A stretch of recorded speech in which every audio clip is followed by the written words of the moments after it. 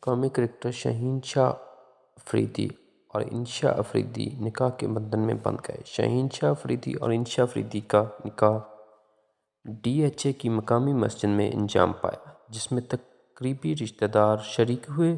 Pakistani pacer اپنے بڑے بھائی ریاض افریدی کے ہمراہ نکاح کے لیے پہنچے۔